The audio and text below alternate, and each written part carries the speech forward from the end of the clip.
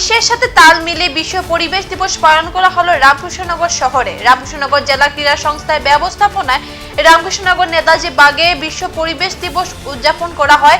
এদিনের অনুষ্ঠানে উপস্থিত ছিলেন কদমতলা হাই স্কুলের ছাত্রছাত্রী, শিক্ষক শিক্ষিকা সহ আশেপাশে বিভিন্ন বিদ্যালয়ের শিক্ষক শিক্ষিকা ও বিভিন্ন সংস্থার পদাধিকারীগণ উপস্থিত ছিলেন।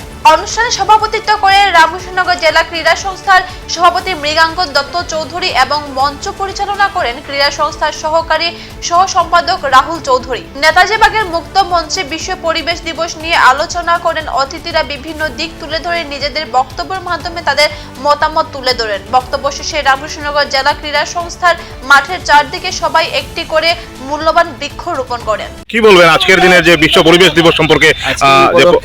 রামকৃষ্ণনগর ডিএসএ যে আয়োজন করেছেন আমি ধন্যবাদ জ্ঞাপন করছি এবং তৎসঙ্গে আমরা বলতে যাচ্ছি আপনারা সবাই আমরা বিশ্বের একটা পার্ট, আমরা পরিবেশের পার্ট।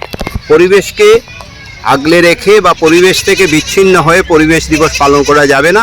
আগামী প্রজন্মের জন্য আসুন আমরা কাজ করে যাই, নিজে বাঁচি এবং অন্যকেও বাঁচাই। গাছ লাগান এবং অপরিকল্পিতভাবে যে ভূমি স্থানান্তর হচ্ছে সেটার যাতে একটা সুন্দর ব্যবস্থা গ্রহণ করতে পারি সেই প্রচেষ্টা আমরা চালিয়ে যাব, সেই প্রতিজ্ঞা করছি। এবং আজকে সবথেকে সুন্দর ব্যাপার ডিএসএর সহসভাপতি যে কথাটা তুলে ধরেছেন, বিশেষ করে প্রত্যেকেই আমরা গাছ লাগাবো।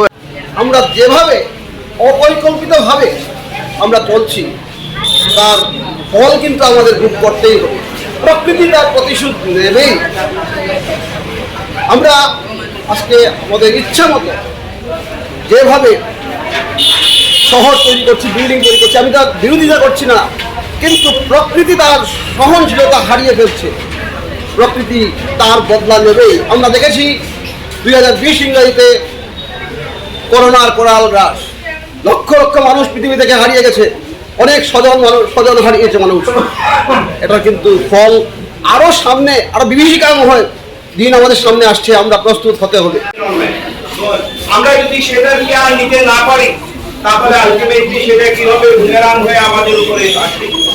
আমাদের গ্রামাঞ্চলে একটা প্রচলিত কথা আছে যে জলের মধ্যে নেমে যদি আমরা গা দিয়ে ছ্যাঁচ মারি তাহলে পায়ে এসে লাগে। মানুষের সভ্যতা দীর্ঘদিনের, মানুষের বিবর্তনের ইতিহাস দীর্ঘদিনের, আমরা পরিবেশের সঙ্গেই করেছি।